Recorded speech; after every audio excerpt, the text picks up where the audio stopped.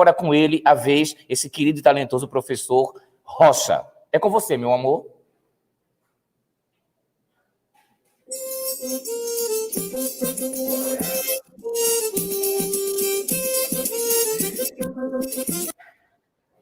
Fala, galera de casa, bom dia, boa tarde, boa noite. Já que o aulão vai ser gravado, um grande prazer estar dividindo aqui esse espaço com meus irmãos de longa data, Paulo Neto e meu amigo Pimpão. Temos boas histórias juntos que a gente não pode contar aqui, nem nos bastidores. E como o Paulinho falou lá no início da aula, nós resolvemos escolher um tema para falar aqui nesse aulão, né? E aí o tema foi Nordeste. Sabemos que tivemos aí um ano bem difícil, então antes de resolver as questões sobre o Nordeste, eu queria deixar algumas dicas fundamentais para você que vai fazer a prova do Enem das próximas semanas. O primeiro ponto, falando da geografia, gente, é que é fundamental, olha aí a palavra, é fundamental, que além de ter uma boa interpretação textual, você deve desenvolver a sua habilidade de interpretar imagens, gráficos, mapas. Isto é essencial para fazer uma boa prova do Enem. Inclusive, não só nas questões de ciências humanas, mas perceba que nas outras áreas, inclusive nas provas do segundo dia, uma boa interpretação, uma boa leitura de imagens, de figura, vai lhe ajudar muito a resolver algumas questões. Para você que não conhece aí, essa é a habilidade de número 6. A habilidade 6 de ciências humanas é essa de interpretação de gráficos, de imagens, ok? Então, para começar nossa aula, eu trouxe aqui um mapa que é de extrema importância para a gente revisar o nosso assunto sobre geografia do Brasil, e obviamente depois a gente vai se especializar, se aprofundar aí na região Nordeste, que é o mapa dos domínios morfoclimáticos brasileiros. Olha que palavra difícil, gente. Domínios morfoclimáticos brasileiros. Mais difícil que essa palavra é só o nome do autor que elaborou essa proposta. É o professor Assis Nassib Absaber. Absaber aí, se você procurar no Google, ele é fundamental, porque descreveu as paisagens brasileiras de uma maneira única, através da sua obra, Os Domínios Morfoclimáticos Brasileiros. Então, você que está aí há uma semana da prova do Enem, se eu te der um conselho, assim, se você me pedisse um conselho para revisar a geografia do Brasil do ponto de vista natural, físico, vá em cima aí dos domínios morfoclimáticos, porque diferente dos biomas, do clima, do relevo, analisar a paisagem através dos domínios morfoclimáticos é integrar tudo isso e perceber que existe uma extrema relação entre todos esses elementos naturais. Então, neste mapinha aí dos domínios morfoclimáticos, perceba que Absaber ele distribuiu ao longo do Brasil alguns domínios naturais. Eu vou deixar o domínio da Caatinga, que será basicamente o que a gente vai trabalhar em cima da região Nordeste, e vou rapidamente falar um pouco sobre os outros domínios morfoclimáticos. No mapa, o maior, o mais extenso aí, em verde, é o domínio amazônico. Ok, gente? Muita gente simplifica e trabalha que a Amazônia é apenas uma floresta. Mas, na verdade, dentro da Amazônia, nós temos aí uma grande diversidade de ecossistemas. Temos aí, por exemplo, a região do Igapó, que é a região que fica ali próxima aos rios, que é uma área permanentemente alagada. Temos a região de Várzea, que é a área que alaga durante o período das cheias. Pois é, gente, a Amazônia, ela sofre, principalmente durante o verão, com o aumento da vazão dos rios. Sabe que a bacia amazônica, ela está presente ali, em uma das maiores bacias hidrográficas do planeta. Afinal, a região amazônica ela é exuberante, não só apenas do ponto de vista da floresta, mas é uma das regiões que abriga aí a maior concentração de água do planeta. É água na superfície, através da bacia amazônica, é água no subsolo, através de um grande aquífero chamado SAGA, Sistema de Aquífero Grande Amazonas, E é água na atmosfera. Por cima da região da floresta, nós temos o que nós chamamos de rios aéreos ou rios voadores, que é fundamental para a manutenção de todo o ecossistema amazônico, de todo o domínio amazônico, e que leva a chuva para algumas áreas do Brasil. Inclusive, eu sempre afirmo o seguinte: a Amazônia nos salvou de transformar parte do Brasil num deserto. Se não fosse a Amazônia, que esses rios aéreos que chocam lá na Cordilheira dos Andes, na parte oeste da América do Sul, e desce para o centro do Brasil, levando chuva ali para o Cerrado, levando chuva ali para a região do Centro-Sul. Então, a Amazônia nos salvou e vem nos salvando de parte do Brasil ser um deserto. Então, o professor Absaber colocou lá o domínio morfoclimático amazônico, uma região formada essencialmente por terras baixas, embora o ponto mais alto do Brasil está lá em cima. É uma área de exceção, onde fica lá o Pico da Neblina. Abaixo da Amazônia, você está vendo ali uma região amarela, né, meio laranja, que nós chamaremos aí de domínio dos cerrados.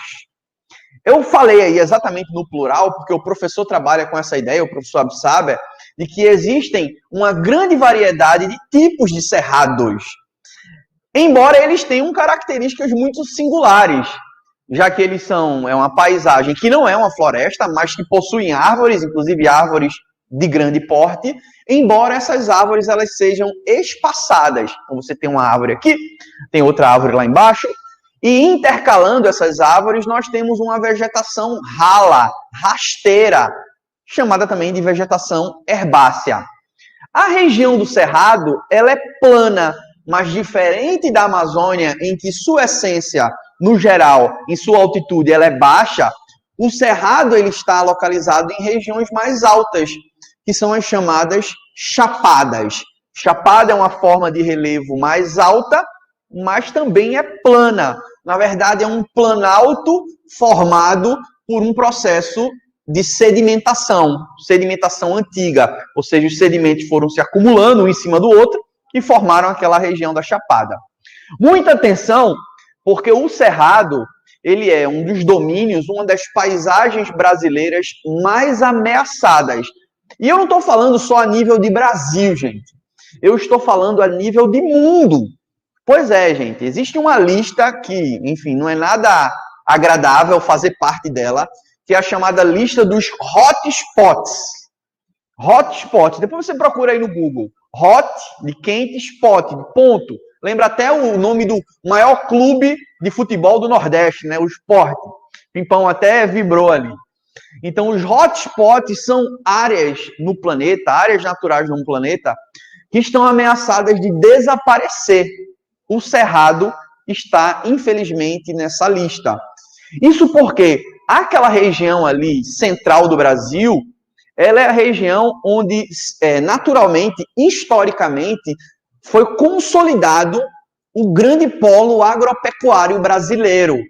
Sabe que o Brasil é um grande exportador de carne, o Brasil é um grande exportador de grãos, entre elas a soja, trigo, milho. E óbvio que você precisa de grandes áreas, grandes extensões de terra, os latifúndios, para produzir isso. E, infelizmente, grandes áreas do Cerrado, elas foram desmatadas para dar origem a esses grandes projetos agropecuários. Ok? Além do Cerrado como hotspot, uma paisagem que está ameaçada de desaparecer no planeta, existe um outro hotspot brasileiro, que é a Mata Atlântica. São esses dois. Porém, o professor Absaber, quando foi construir aí a ideia dos domínios morfoclimáticos brasileiros, ele não chamou a Mata Atlântica por esse nome, mas classificou de domínio morfoclimático de mares de morros. Já ouviu falar, obviamente, nessa palavra, mares de morros. Então, imagina morros arredondados, iguais àquele que a gente encontra lá na zona da mata. Se você que está me assistindo agora, você é de Pernambuco, você é do Nordeste, sabe que quando você se afasta um pouco do litoral, o relevo começa a ficar arredondado, né, barrigudinho, tá, mamelonizado. E esse tipo de relevo, ele predomina aí nessa extensão que vai ali do Rio Grande do Norte até mais ou menos ali o Rio Grande do Sul. E nessa região foi onde se desenvolveu a nossa querida floresta pluvial, porque vem de chuva, atlântica, a nossa amada Mata Atlântica. A Mata Atlântica que está presente na região onde se concentra a maior população do país. Então, isso já é um indício negativo, né? Além de estar presente, onde se desenvolveram as principais atividades econômicas do nosso país. Então, se você pega os ciclos econômicos, o ciclo da cana, a gente vai falar daqui a pouco sobre ela, o ciclo do café, um pouco também da questão da pecuária, o ciclo do cacau no sul da Bahia, e o grande processo de urbanização, todo ele se desenvolveu na região da Mata Atlântica. Portanto, esse domínio morfoclimático, que é o domínio de mares de morros florestados, olha aí o que eu falei, domínio de mares de morros florestados, é o domínio da Mata Atlântica, tá? Que muitas vezes aí, eu lembro até do grande professor Manuel Corrêa de Andrade, que no livro A História do Homem do Nordeste, ele não chama de zona da mata, que é a zona da Mata Atlântica, e sim zona da cana, ok? Rapidamente vamos passar ali pelos outros domínios morfoclimáticos, ainda no mapa. Veja quantas informações estão presentes na leitura e na interpretação de uma imagem. Por isso que é fundamental, tá? Então, imagina numa questão colocar um texto imenso sobre todos esses domínios, é quase impossível, né? Ia ficar um texto muito grande para uma prova. Então, o cara vai lá e coloca um mapa e nele tem contido todas essas informações, perfeito? Então, vamos lá. Ali embaixo nós temos o domínio das araucárias. Certamente você já ouviu falar o domínio das araucárias. A araucária é o nosso pinheiro brasileiro, ok? É o pinheiro do Paraná, a araucária angustifolia, uma das regiões mais desmatadas do Brasil. Abaixo, está em verde ali no mapa. Embaixo dela temos o domínio das pradarias, que é um tipo de campo. Em torno disso aí, você está vendo as chamadas zonas de transição entre uma paisagem e outra.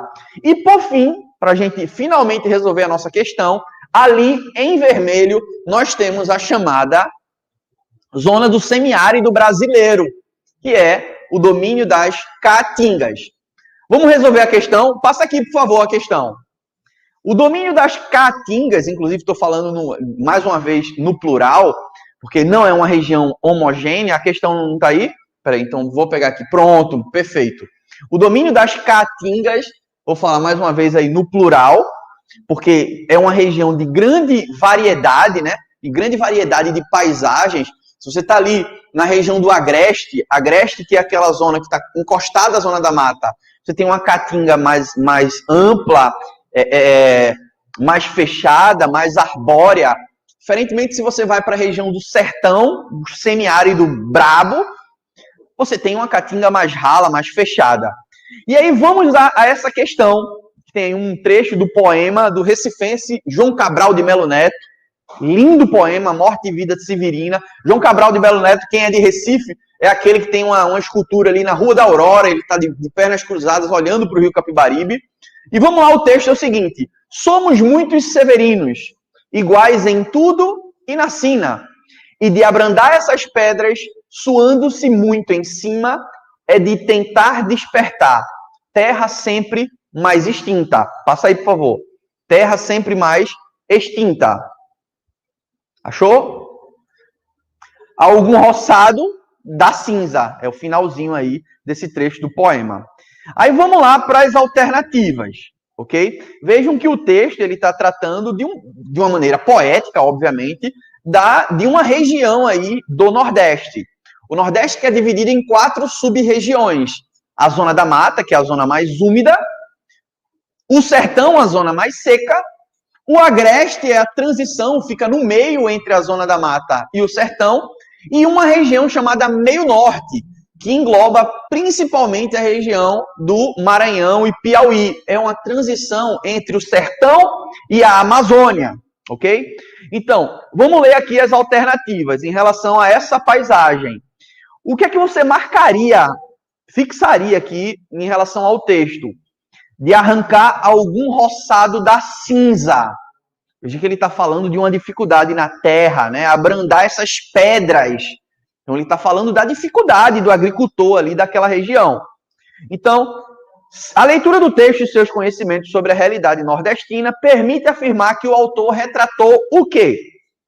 O corumba, o sertanejo da Zona da Mata. O corumba é o sertanejo da Zona da Mata, onde o trabalho temporário se reduz cada vez mais em função da mecanização do corte de cana. Pois é, gente, existe sim corte de cana mecanizado, mas isso é muito comum no Centro-Sul. O Nordeste, em função do seu relevo acidentado, dificultou o processo de mecanização.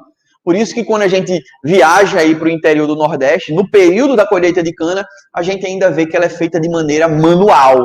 Então não poderia ser essa alternativa A. As dificuldades do médio e pequeno produtor da Zona da Mata, cada vez produzindo menos em função da perda da fertilidade do solo. Deixa eu dizer uma coisa para vocês. No processo de formação do povoamento do Nordeste, a Zona da Mata, ela se caracterizou pelo que eu chamo de mel.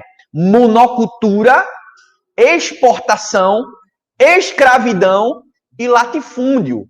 Então, o plantation, o sistema que foi implantado na Zona da Mata, ele não foi desenvolvido para o pequeno e médio agricultor, e sim para um processo latifundiário, tá, gente? Então, não poderia ser essa alternativa. Aí vem a letra C.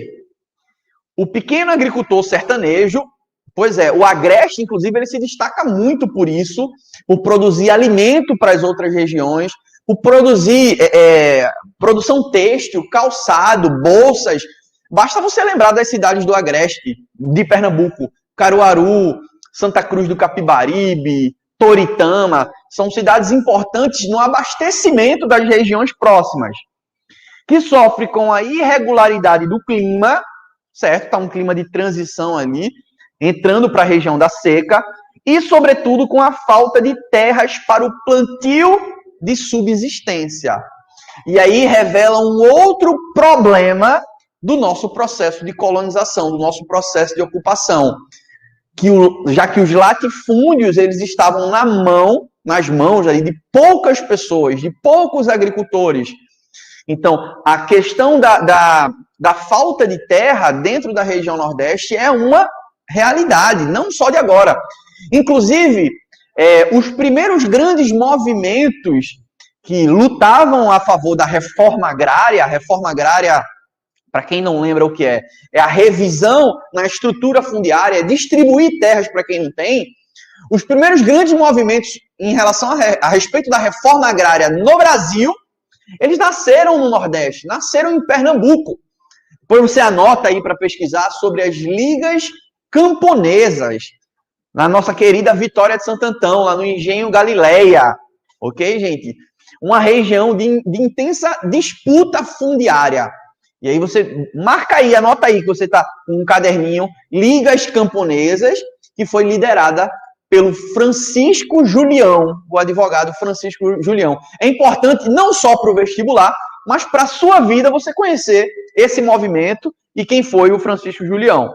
Então, esse já revela um problema, né? Portanto, a alternativa aí dentro dessa questão, de fato, é a alternativa, a letra C. Mas vamos analisar as outras alternativas. O pobre agricultor do meio norte, que sofre com o avanço do processo de desertificação provocado pelas sucessivas queimadas. Vamos lá. Primeiro que o texto ele não está relacionando aí com essa coisa de queimadas, de desertificação. Ah, mas está falando ali algum roçado de cinza, ok? A região do meio norte, como eu tinha dito aí, é uma região de transição onde está instalada a paisagem da chamada Mata dos Cocais. Pois é, o coqueiro de babaçu, a carnaúba, que são duas espécies fundamentais ali para aquela região, fundamentais inclusive para a sobrevivência, já que o extrativismo vegetal, ele corresponde a uma das principais atividades da região da Zona da Mata, do meio norte, né? Da Mata dos Cocais. Porém, do ponto de vista de agricultura, a região do meio norte, que tradicionalmente é uma área extrativista, hoje ela vem se destacando principalmente pela questão da agricultura moderna, agricultura para exportação. Isso porque aquela região central ali do Brasil, Goiás, Brasília, Mato Grosso, que já é uma região antiga na instalação de grandes projetos agropecuários, ela saturou. Então ela subiu para o sul ali da Amazônia, são as chamadas novas fronteiras agrícolas, e agora está subindo para essa região do Nordeste, no chamado Matopiba, ou Mapitoba, que é Maranhão, Tocantins, Piauí e Bahia. Essa região, hoje é uma das regiões que mais recebe investimentos nesse quesito aí de instalação desse tipo de agricultura para exportação. Grãos, sobretudo, principalmente soja e também a questão da pecuária bovina, né, de corte. Então, não seria aí essa relação.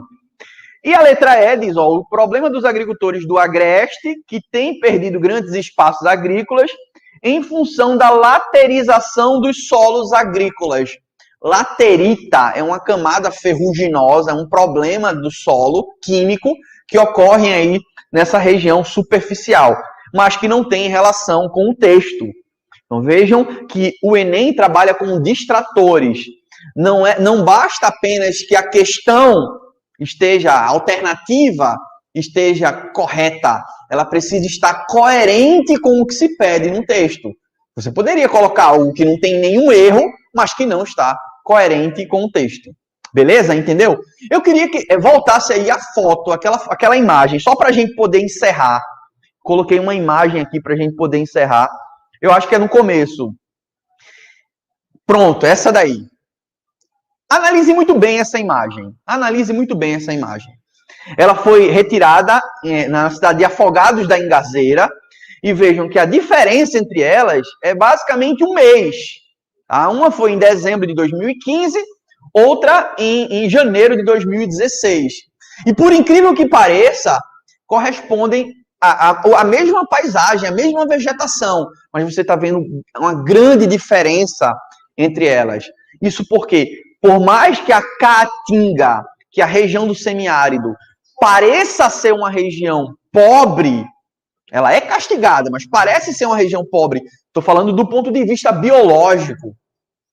Por incrível que pareça, basta cair uma chuvinha que nós vemos a vida surgir, a vida resplandecer. Por isso que eu fiz questão de mostrar essa imagem, porque a Caatinga, o Nordeste, o sertanejo, o nordestino, o brasileiro, ele tem esse poder de resiliência. Portanto, nós tivemos um ano bem complicado para você que vai fazer a sua prova na próxima semana. 2020 foi um ano de adaptação. Muita gente desistiu, desestimulou.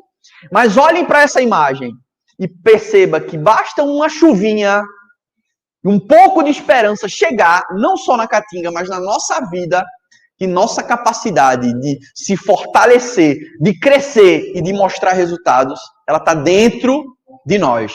Então eu queria encerrar minha participação dizendo isso. Não importa o que você viveu em 2020 e todas as suas dificuldades, você chegou até aqui, agradeça, você sobreviveu. E os seus sonhos devem alimentar isso. Então eu queria encerrar com uma frase que eu sempre uso, quem é meu aluno que está assistindo sabe que eu falo isso direto. A frase é a seguinte: quando estou fraco, então é que eu sou forte. Olha para a imagem da Caatinga. Quando estou fraco, olha lá, seca, eu consigo resistir. Mas então é que eu sou forte, que eu mostro o meu valor, a minha força e sigo em frente. Essa frase, ela está no livro de 2 Coríntios 10, 12. E é essa frase que eu queria finalizar aqui a minha participação. Não esqueça dela, anote aí. Quando estou fraco, é que eu sou forte. Beleza, galera? Um grande abraço para todo mundo. Me siga lá no Instagram, Rocha Geografia, e também, obviamente, siga o Grupo Alfa para mais informações em relação à questão do Enem. Beleza? É Rocha! Valeu,